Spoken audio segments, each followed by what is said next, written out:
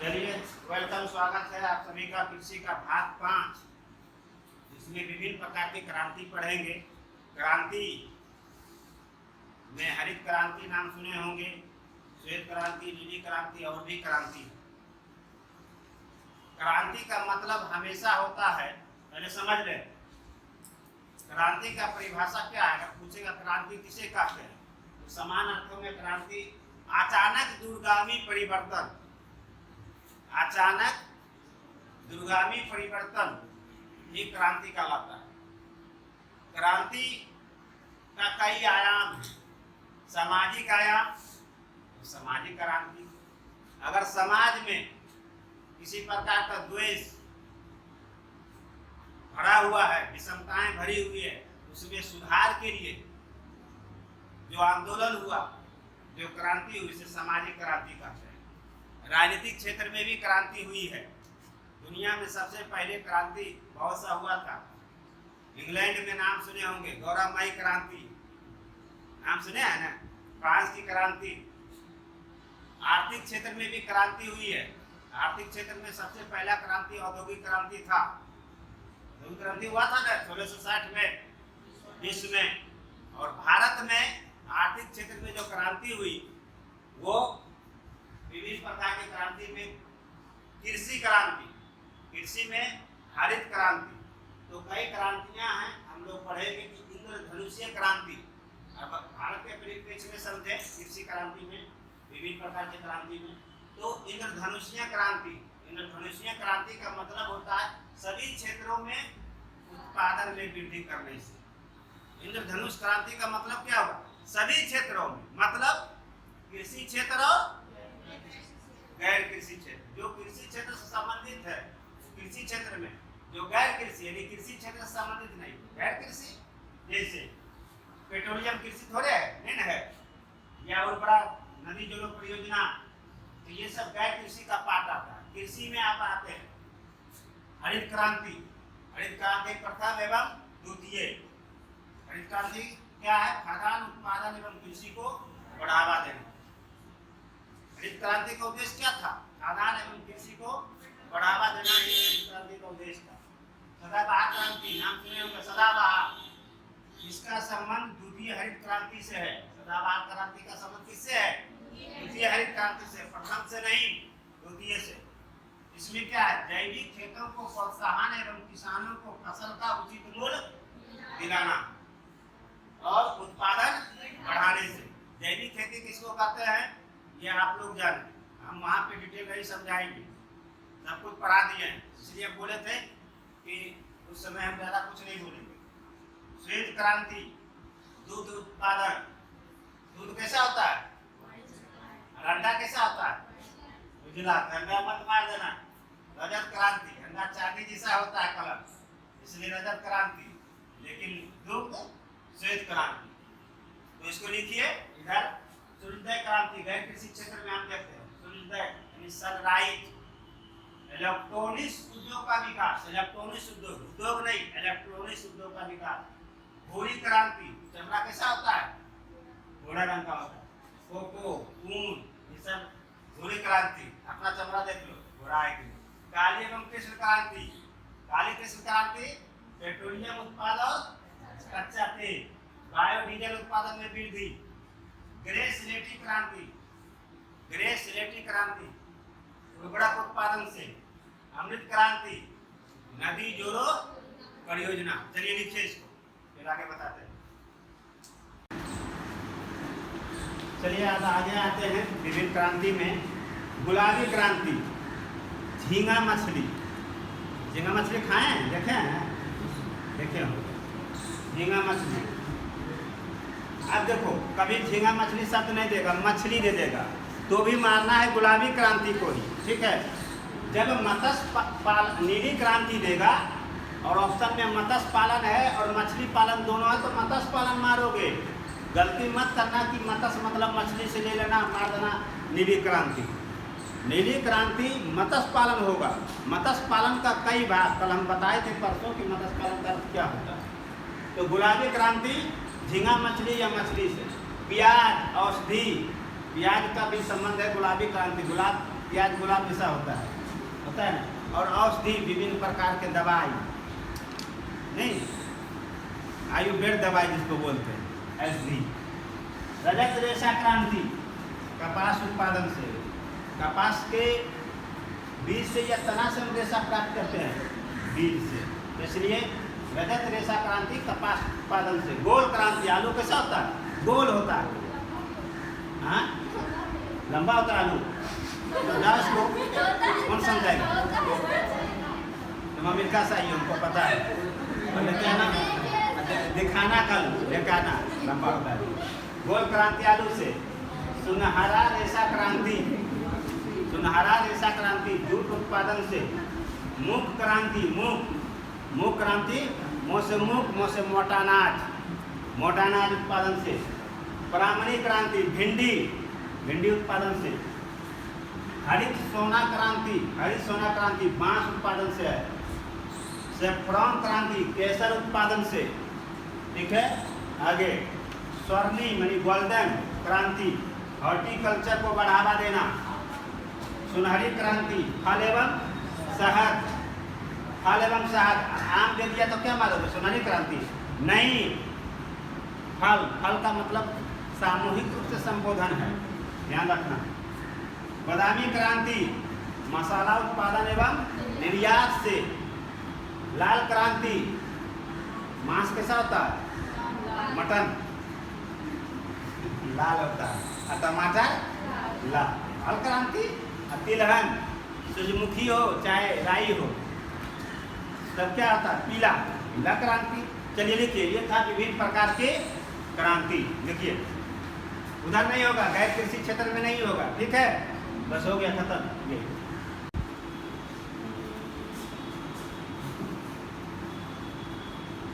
आगे हम लोग हरित क्रांति में आ गए हैं। तो सबसे पहले हरित क्रांति का समान जानकारी जानिए। समान जानकारी मतलब मोस्ट इम्पोर्टेंट, उतना तो जानना ही है, ठीक है। तो समान जानकारी में क्या है कि विश्व में हरित क्रांति का जनक किसे कहा जाता है? Norman E Borlaug. कहाँ कराने वाले थे? यूएसए, संयुक्त राज्य अमेरिका के। भारत में हरित क्रांति के जनक MS स्वामीनाथन। ये कहाँ कराने वाले थे? भारत का या चीन का? तुम्ही को M स्वामीनाथन कन्फर्म हो कि भारत का था? ठीक है। हरित क्रांति का अभिप्राय, हरित क्रांति का अभिप्राय मतलब परिभाषा। हरित क्रांति किसे कहते हैं? तो उच्च उत्पाद वैरायटी प्रोग्राम। वैरायटी मतलब आप लोग जाते हैं भोज खाने तो बफर सिस्टम, वैरायटी दे के घबरा भी जाते हैं। या क्या है? अंकल या भैया ये दो ना वैरायटी कहते क्या होता है? मैं बताएगा किस में होता है? हर एक चीज में विभिन्न प्रकार। हाँ, तो किस में? वैरायटी का हिंदी शुद्ध होता है किस्म, यानी उच्च उत्पाद किस्म कार्यक्रम। कुछ नहीं पता? भारत में हरित क्रांति का प्रारंभ कब हुआ? दशक पूछेगा तो क्या मारोगे? 1960 के दशक। ईस्वी पूछेगा तो 1966, ठीक है। हरित क्रांति में कोई एक तिथि को क्रांति नहीं होता माना जाता, उसको लंबा अवधि लिया जाता है, इसलिए 66 से 67 लिया गया। लेकिन ऑप्शन में अगर 66 है तो 66, 67 है तो 67, 66 रहेगा। 1966 में हुआ था प्रथम हरित क्रांति। यह पूछेगा कि हरित क्रांति कब हुआ? तो 1966। प्रथम हरित क्रांति कब हुआ? तो 1966। हरित क्रांति जैसी शब्द रहे, प्रथम नहीं रहे, तो समझ लेना है कि प्रथम का बारे में कह रहा है। क्लियर है सबको? हरित क्रांति में प्रयुक्त मुख्य उत्पादक फसल क्या था? गेहूं। गेहूं को खूब लाभ हुआ, गेहूं को। हरित क्रांति संबंधित है गेहूं उत्पादन से, यानी हरित क्रांति का सर्वाधिक लाभ उत्पादन एवं उत्पादकता सबसे अधिक किसको हुआ? किस फसल को? गेहूं को। और हरित क्रांति का सर्वाधिक लाभ किस क्षेत्र को हुआ? राज्य को हुआ, यूपी और। क्लियर है यहाँ तक? चलो लिखो।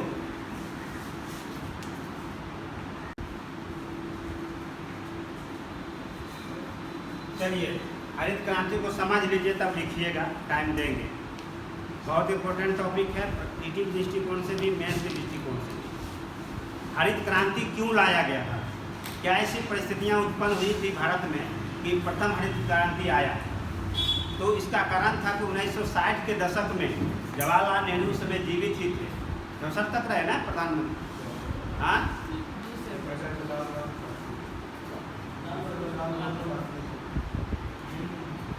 कब तक रहे इसलिए है पता? 64 तक। हाँ, तो 60 के दशक में हमने दशक लिखा दिया, क्योंकि किसी चीज़ की पृष्ठभूमि बहुत पहले से होता है, किसी चीज़ का आने का। तो उस समय भारत में अकाल आ गया था। तो अकाल आया तो खाद्यान्न संकट है ना। तब भारत ने, यानी जवाहरलाल नेहरू माननीय प्रधानमंत्री थे, उन्होंने अमेरिका से आग्रह किया कि भाई हमारे यहाँ अकाल आ गया है, कुछ उपाय कीजिए, हमको वहाँ से मक्का दीजिए। मक्का पूरी दुनिया में कहाँ सबसे है? अमेरिका में। अमेरिका से मक्का उन्होंने मंगाया। मक्का का जहाज पे अमेरिका भेजा अपना बेड़ा के, और फिर वापस समुद्र से ही लौटा लिया अमेरिका, यानी भारत को नहीं दिया। कहा हम देंगे, वहाँ से चला भी जहाज पे, पानी का जहाज पे, लेकिन फिर वो क्या, वापस चल गया। साथ ही इस अवधि में भारत में जनसंख्या बढ़ रही थी। जनसंख्या वृद्धि हो रहा था तो उसको खाने की चाहिए जोगा। तो ये 3 कारण मुख्य रूप से थे। कारण भारत में हरित क्रांति आने का मुख्य कारण था कि भारत में अकाल की स्थिति 60 के दशक में, भारत में खाद्यान्न संकट होगा, अकाल आएगा तो खाद्यान्न संकट होगा, और भारत में जनसंख्या में भी वृद्धि हो रहा था। तब हरित क्रांति का आवश्यकता महसूस हुआ, तो हरित क्रांति लाया गया, जिसका उद्देश्य क्या था? हरित क्रांति का खाद्यान्न के उत्पादन एवं उत्पादकता में पर बल, उत्पादन और उत्पादकता दोनों पर बल था। लागू का क्षेत्र हरित क्रांति पंजाब, हरियाणा, पश्चिम उत्तर प्रदेश, गंगानगर, राजस्थान में पड़ता है। इतना ही क्षेत्र में लागू हुआ प्रथम हरित क्रांति, लागू किया गया इतना क्षेत्र में। संपूर्ण भारत में प्रथम हरित क्रांति लागू नहीं हुआ, ध्यान रखना है पीटी में।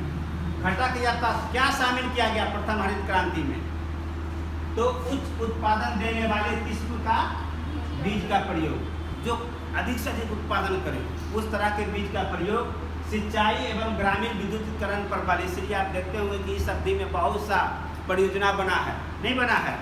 दामोदर घाटी, भाखर नांगल, हीराकुंड, ये सब परियोजना बना था। एक दिन में नहीं बनता, शुरुआत हुआ लेकिन चलता है लंबा दिन तक। ग्रामीण सड़कें क्यों? क्योंकि किसान को आसान हो फसल को लाने के लिए ग्रामीण सड़कें के निर्माण पर बल दिया गया। विपणन एवं भंडारण, FCI गोदाम, विपणन मतलब बाजार समिति नहीं जिला में होता है, ये सब कॉन्सेप्ट इसी समय आया।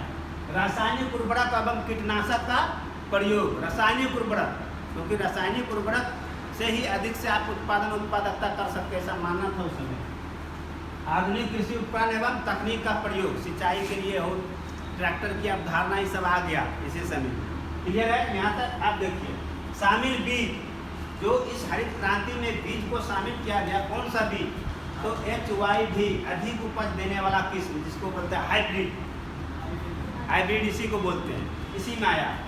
तो हाइब्रिड को भारत में हाइब्रिड नहीं था 2 फसल के लिए, गेहूं और धान के लिए। तो गेहूं धान को मंगाया, आयात किया बीज को, हाइब्रिड बीज को। तो गेहूं का, धान का जो हाइब्रिड बीज मंगाया गया उसका नाम कौन था? टाइचुंग प्रजाति का, खूब उत्पादन देता है टाइचुंग प्रजाति का। और गेहूं का जो मंगाया गया कृषि कार्य के लिए हाइब्रिड, वो था लड़ेमा, रेजो और सोनार 64। गेहूं का किस्म है जो प्रथम हरित क्रांति में प्रयोग किया गया कृषि कार्य के लिए, उत्पादन के लिए। क्या नहीं मंगाया गया? देश में ही विकसित किया गया, उसको नहीं मंगाया। कौन कौन फसल का? मक्का, ज्वार और बाजरा, इन तीनों को नहीं मंगाया गया। आप देखिए प्रभाव, आप इसी से निकाल लीजिए इसका प्रभाव। हर चीज़ पढ़ा नहीं जाता है, इसको रटना नहीं है, समझना है। प्रभाव आप देखिएगा कि रासायनिक उर्वरक एवं कीटनाशक का खूब प्रयोग हुआ प्रथम हरित क्रांति में, ठीक है?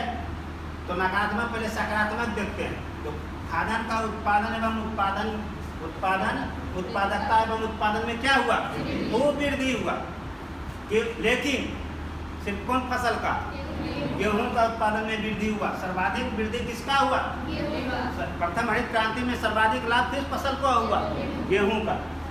गहन उत्पादन एवं कृषि प्रणाली का विकास, गहन कृषि प्रणाली किसको कहते हैं ये हम नहीं समझाएंगे, हमने बता चुका है, इसीलिए हम बोले थे बता दिए।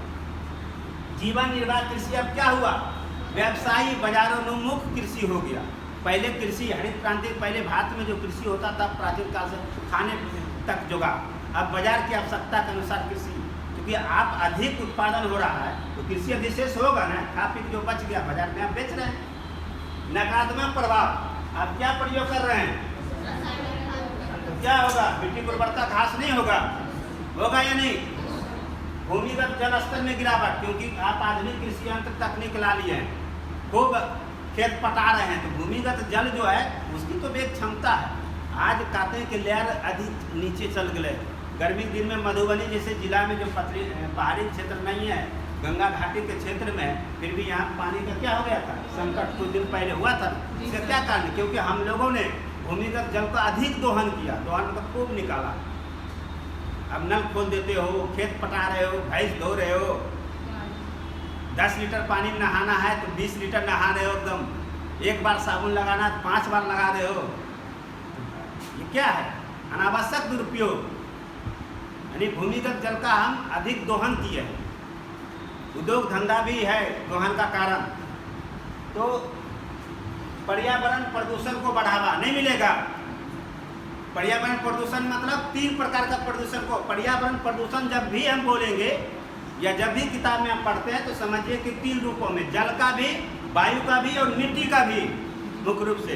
क्योंकि आप क्या कर रहे हैं, रासायनिक उर्वरक और कीटनाशक का प्रयोग खेत में कर रहे हैं, तो पानी है तो जल प्रदूषण हुआ, उसी से वो वाष्प के साथ ऊपर चल गया तो वायु प्रदूषण, और मिट्टी में खूब दीजिएगा रासायनिक उर्वरक तो उर्वरता शक्ति घटेगा और मिट्टी भी प्रदूषित होगा, और वो अगर कोई जीव जंतु खाया तो हानि होगा नहीं होगा। तो स्वास्थ्य पे भी प्रभाव पड़ा था, नकारात्मक प्रभाव में देख लिया, स्वास्थ्य पे प्रतिकूल प्रभाव, स्वास्थ्य पे भी प्रतिकूल प्रभाव, स्वास्थ्य पर भी प्रतिकूल प्रभाव पड़ा।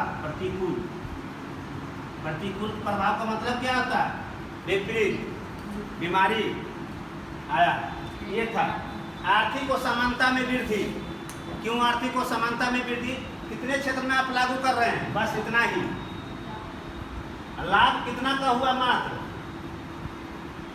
कौन क्षेत्र में, तो लागू आप यहाँ किए पंजाब हरियाणा पश्चिम उत्तर प्रदेश और गंगानगर राजस्थान में, और लाभ हुआ सबसे अधिक पंजाब और यूपी के किसान का, तो पंजाब यूपी का किसान मोटा हो गया, पैसा अधिक हो गया, और बाकी पूरे भारत में स्थिति अच्छी नहीं रही किसान का, तो आर्थिक असमानता नहीं हुआ, आर्थिक असमानता में वृद्धि हुई। स्वास्थ्य पे बता ही दिए। सीमाएं है दोष, इस पंचवर्षीय योजना का क्या लिमिटेशन रह गया, क्या दोष रह गया, क्या और करना चाहिए था जो नहीं हो पाया, उसी को बोलते सीमाएं दो।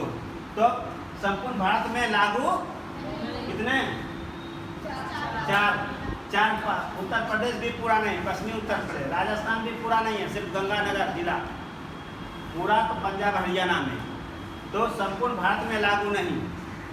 दूसरा, क्षेत्रीय विषमता में बढ़ावा नहीं मिलेगा, संपूर्ण भारत में नहीं लागू होगा तो क्षेत्रीय विषमता नहीं होगा।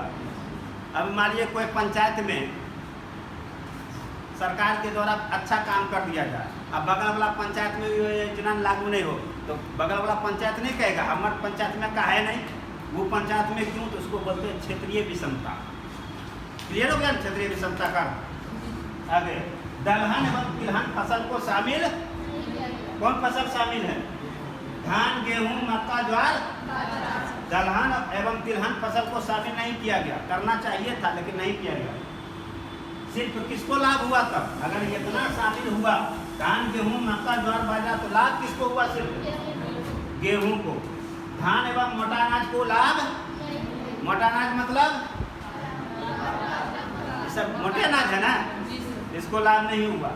सिर्फ किस क्षेत्र को लाभ हुआ, ये था लिमिटेशन। तो ये जो नकारात्मक प्रभाव, पहले समझो, ये नकारात्मक प्रभाव और ये जो दोष है, क्या अगले हरित क्रांति की आवश्यकता महसूस करेगा या नहीं करेगा, करेगा। द्वितीय हरित क्रांति क्यों हुआ? क्योंकि प्रथम हरित क्रांति से उत्पन्न समस्याएं एवं दोष ने द्वितीय हरित क्रांति को आवश्यकता महसूस हुई। इसका मतलब है कि प्रथम हरित क्रांति में रासायनिक उर्वरक, तो द्वितीय हरित क्रांति में क्या प्रयोग करेगा? जैविक खेती। इसका मतलब है कि प्रथम हरित क्रांति में सिर्फ यहाँ इतना राज्य को चयनित किया। इसका मतलब है कि द्वितीय हरित क्रांति में संपूर्ण भारत। क्लियर हो गया ना? समझ रहे हो ना? तो इसका जो कमियां रहा प्रथम हरित क्रांति का, वो दूसरे हरित क्रांति का जनक बना, लाने का कारण बना। क्लियर है यहाँ तक कॉन्सेप्ट? और मेंस में पूछेगा प्रथम हरित क्रांति को लिखे, लिख देना, हो गया प्रथम हरित क्रांति आंसर। अब पीटी में भी देखना प्रीवियस से कैसे पूछा है। तो जब तक आप इसको नहीं पढ़ेंगे इस अंदाज से, तो आप पीटी में भी नहीं बना पाएंगे। गया जमाना एम स्वामीनाथन और ये आपको डिटेल में पढ़ना होगा। चलिए लिखिए।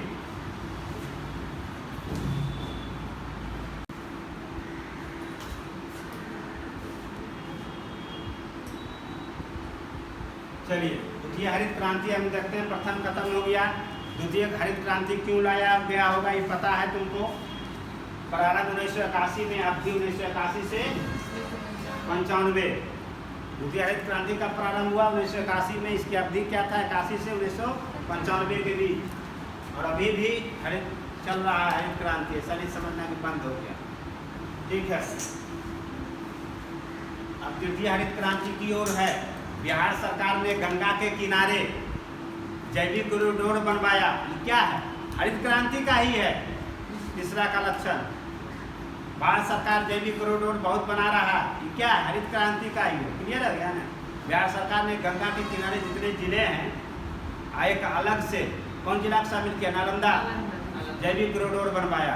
ठीक है, अब आइए।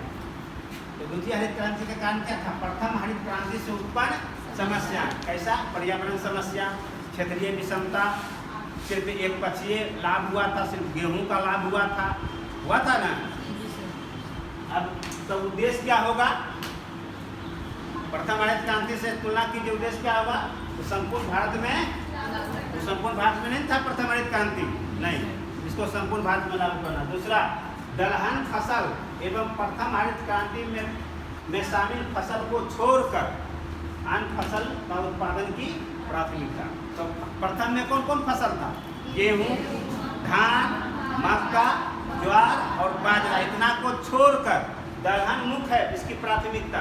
द्वितीय हरित क्रांति की प्राथमिकता का फसल पूछेगा मुख्य रूप से, तो क्या मारोगे? दलहन फसल मारना। और साथ ही वो 5 को छोड़कर अन्य फसल को शामिल कर लिया गया। क्लियर है? द्वितीय हरित क्रांति में लक्ष्य क्या था? वही बात है जो पढ़ाए। प्रथम हरित क्रांति से अब तक लाभान्वित ना हो सकने वाले बीज तो कौन कौन? दलहन, तिलहन, तिलहन भी नहीं था, तिलहन और भी है जो भी पानी उर्वरक तकनीक का विस्तार करना। इसका लक्ष्य पशुपालन, सामाजिक वानिकी तथा मत्स्य पालन, यानी तीनों को शामिल कर लिया गया। यानी प्रथम हरित क्रांति में जो शामिल था उसको छोड़कर कृषि का जितना पार्ट है सबको कहाँ शामिल किया गया? द्वितीय हरित क्रांति में। प्रथम हरित क्रांति में जिस क्षेत्र को शामिल किया गया उसको छोड़कर यानी संपूर्ण भारत में। क्लियर हो गया ना? बस इतने याद रखना। जैसे मत्स्य पालन कृषि का ही भाग है, सामाजिक वानिकी कृषि का ही भाग है, मत्स्य पालन कृषि का ही भाग है। सब किसमें शामिल हुआ? प्रथम या द्वितीय? द्वितीय में। ठीक है, अब उपनाम द्वितीय हरित क्रांति को किस नाम से जाना जाता है? सदाबहार क्रांति। क्या क्या घटक है? तो धारणीय कृषि पद्धति का विकास, जैविक खाद एवं जैविक कीटनाशक का प्रयोग, फसल विविधता पर बल, मतलब कई प्रकार के फसल विविधता उसी को बोलते हैं। कई प्रकार, गेहूँ का में किस्म, दलहन में भी किस्म, फसल विविधता। मृदा संरक्षण पर बल, क्योंकि उसमें प्रदूषित हुआ था ना, संरक्षित करेगा। कृषि की सतत विकास की अवधारणा, मतलब विकास होते रहना चाहिए, ऐसा नहीं कि उत्पादन हो गया बस चुपचाप छूट गया। सतत का मतलब होता है कंटिन्यू, लगातार होते रहना चाहिए। सिंचाई, क्योंकि उसमें भूगर्भीय जल संसाधन का अधिक दोहन हुआ था, तो जल कैसे बचेगा? भूमिगत जल, तो ड्रिप एवं फव्वारा सिंचाई बताए थे ना इससे। तो ये था द्वितीय हरित क्रांति। चलिए लिखिए।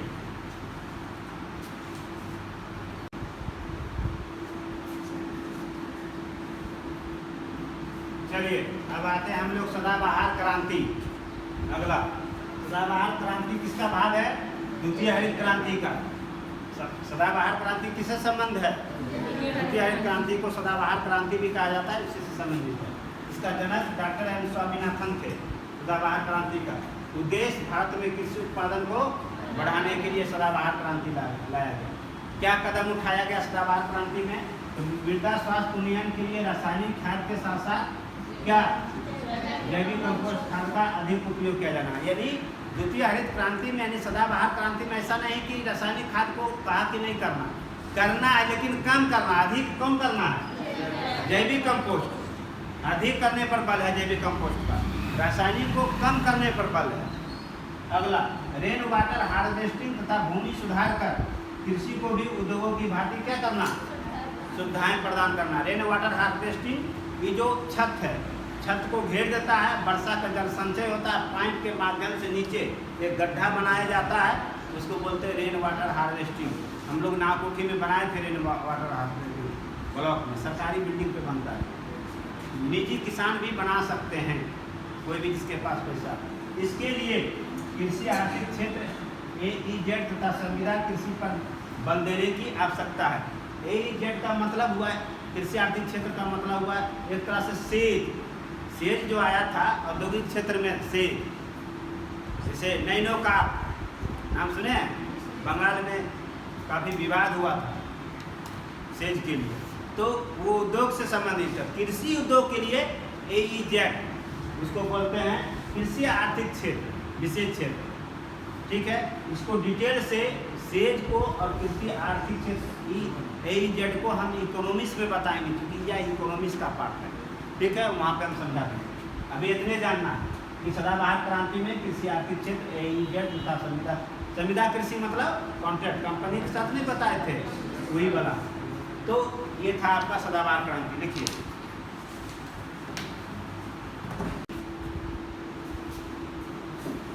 आगे आते हैं श्वेत क्रांति या दो क्रांति। आप लोग श्वेत क्रांति ऑपरेशन फ्लड को एक ही साथ पढ़ लेते हैं, हमको पता है, एक ही साथ आप लोग पढ़ लेते हैं। हाँ ठीक है, एक ही साथ पढ़ लेना है। पीटीएम के ऑपरेशन फ्लड का संबंध श्वेत क्रांति से, लेकिन उसको पढ़ना अलग अलग है। पहले श्वेत क्रांति समझिए।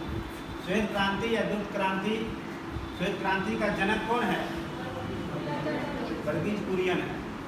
विशेषताएं समझिए इसका संबंध है, श्वेत क्रांति का संबंध सहकारी स्तर पर दुग्ध कार्यक्रम द्वारा दूध उत्पादन तथा आपूर्ति में क्या करना है? व्यापक वृद्धि करना। दूध के उत्पादन में और दूध के आपूर्ति में वृद्धि करना, ये है श्वेत क्रांति। यानी कहने को मतलब दूसरे अर्थों में दूध उत्पादन में क्या करना? आशातीत वृद्धि, आशातीत वृद्धि से है, वृद्धि, विधि नहीं, वृद्धि, वृद्धि। इसके तहत परंपरागत दूध उत्पादन, परंपरागत मतलब हम लोग बथान पे गाय में, गांव को में गाय भैंस के पालन करता था और दूध उत्पादन होता था, उसको परंपरागत करते हैं। आज भी हो रहा है, नहीं हो रहा है, आज भी वही है गांव में। लेकिन कहता है कि इसके तहत यानी श्वेत क्रांति के तहत परंपरागत दुग्ध व्यवसाय को क्या कर देना है? वाणिज्य व्यवसाय में परिवर्तित करना। गांव में आज भी लोग दूध जो उत्पादन करते हैं और गांव के बगल उगल में, घर के बगल में उसको दे दिया 1 किलो, उसको दे दिया 1 किलो खाने के लिए, उसको बोलते हैं परंपरागत। और जब अभी गांव में उत्पादन हुआ, कोई किसान दूध का उत्पादन कर रहा, डेयरी में पहुंचाया, उसको क्या कहेंगे?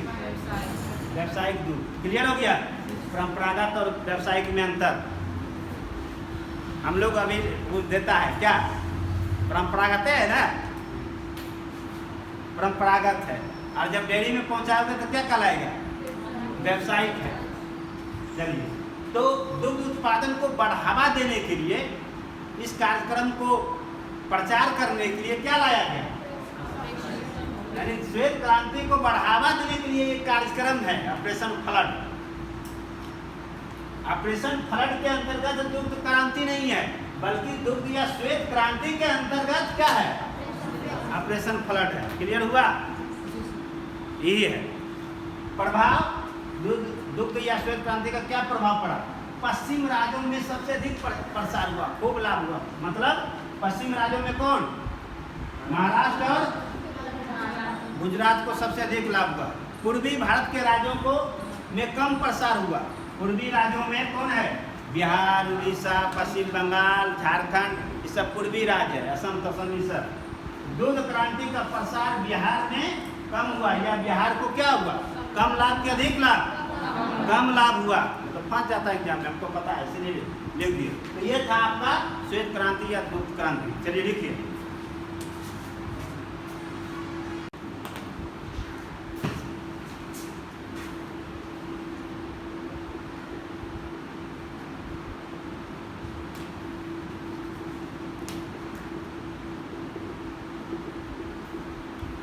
चलिए ऑपरेशन फ्लड हम देखते हैं।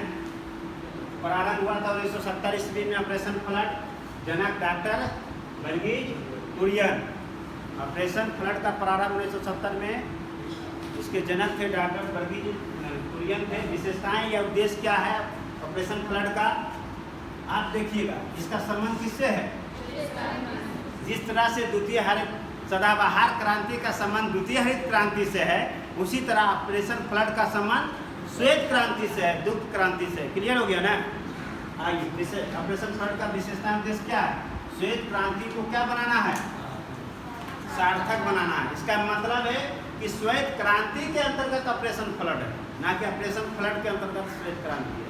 श्वेत क्रांति के लिए कई कार्य हो रहे हैं, जिसमें एक कार्य क्या है? कार्यक्रम ऑपरेशन फ्लड है। क्लियर हो गया ना?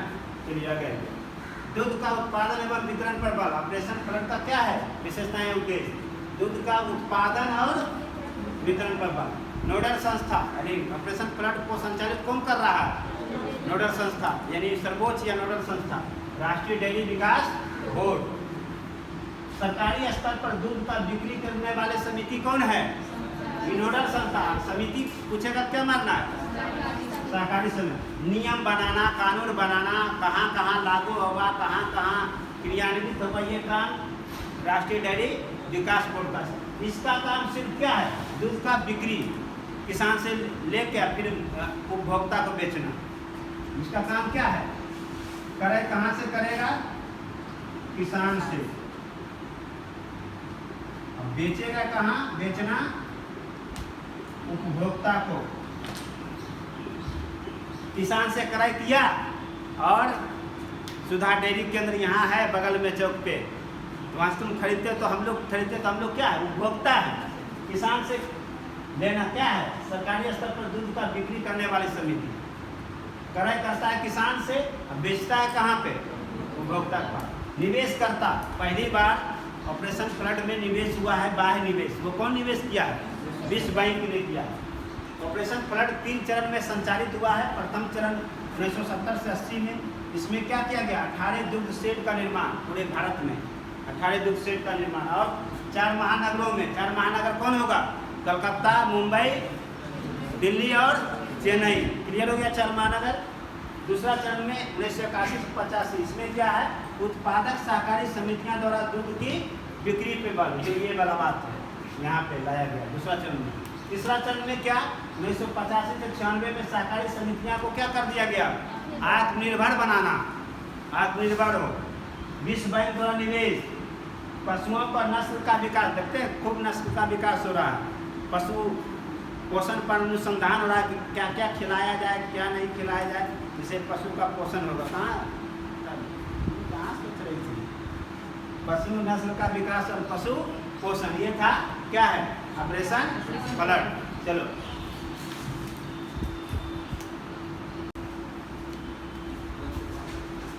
चलिए नीली क्रांति हम लोग देखते हैं।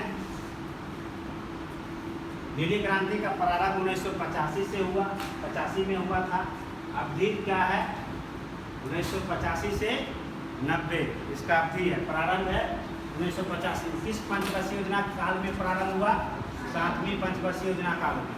क्रियान्वित संस्था क्या है? कौन है क्रियान्वित संस्था? इसका कौन नोडल संस्था है? कौन कौन इसको संचालित कर रहा है? राष्ट्रीय मत्स्य विकास बोर्ड, दूसरा अंतर्राष्ट्रीय मत्स्य पालन एवं एक्वाकल्चर का विकास। प्रभाव, झींगा मछली का उत्पादन अधिक हुआ है। इसका उद्देश्य क्या है? मत्स्य पालन को बढ़ावा देना,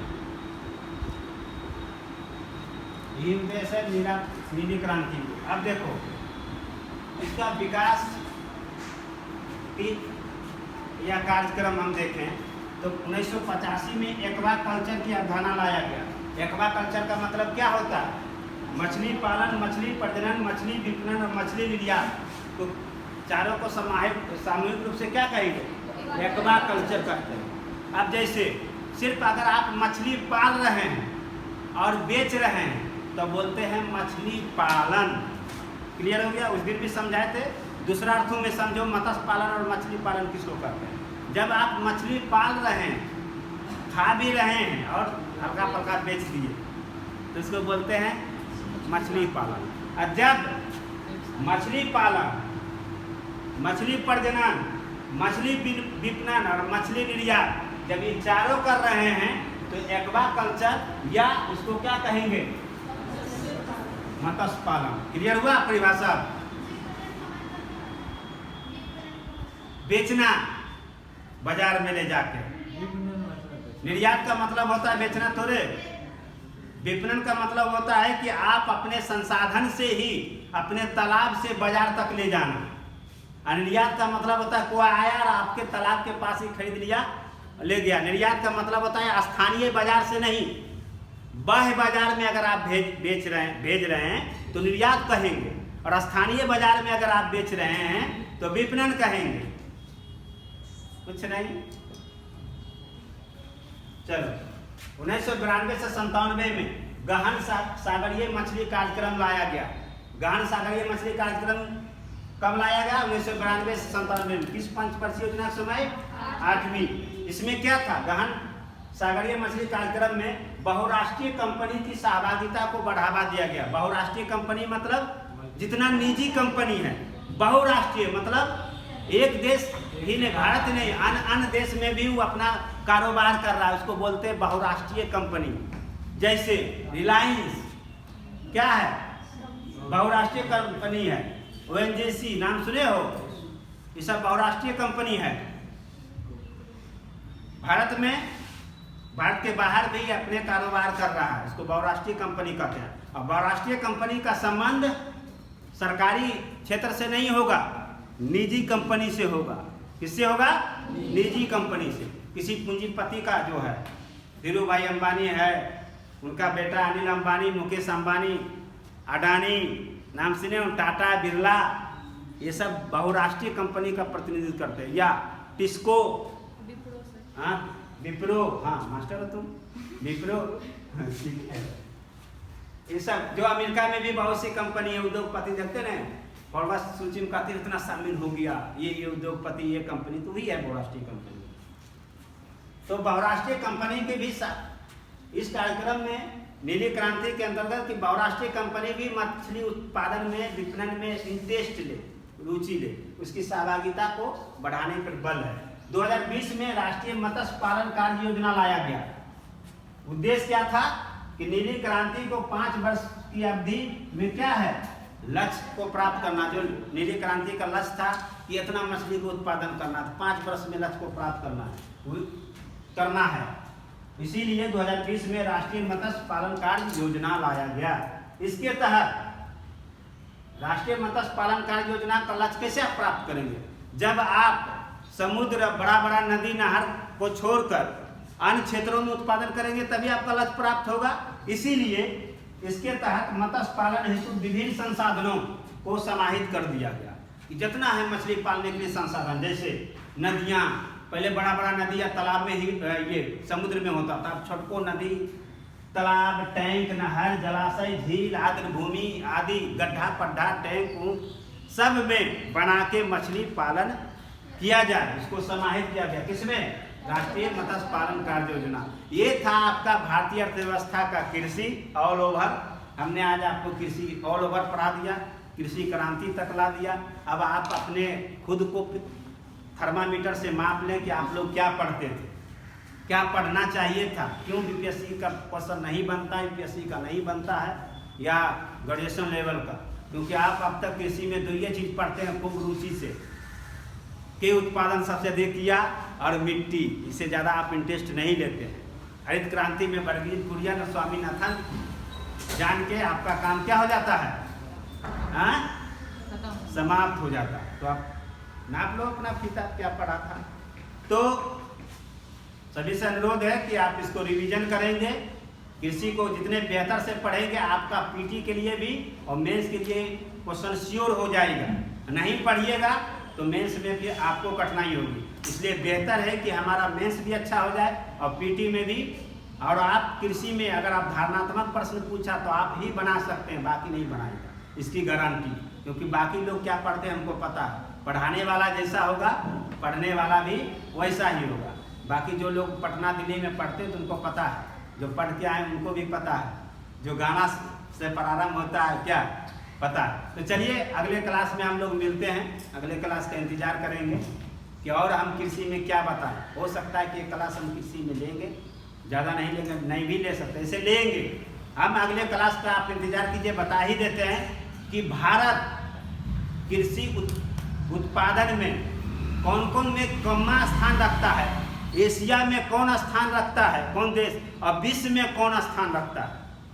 ये अगर हम और बिहार ये भारत में कौन राज्य किस फसल में स्थान रखता है, अगर हम इसको बता देंगे तो आपका ऑल ओवर क्या हो जाएगा, कहीं से पूछेगा आप मारेंगे। क्लियर है। तो अगला कल का क्लास यही होगा, जो सबसे छोटा क्लास उसमें कुछ नहीं तथ्यात्मक है। तो कल का इंतजार कीजिए, कल का वीडियो का इंतजार कीजिए अगले क्लास का। तब तक जो आज वीडियो में कोई देखेंगे पढ़ेंगे तो उसके लिए आज का क्लास यहीं तक, अगले क्लास का इंतजार कीजिए। बहुत बहुत धन्यवाद, थैंक यू।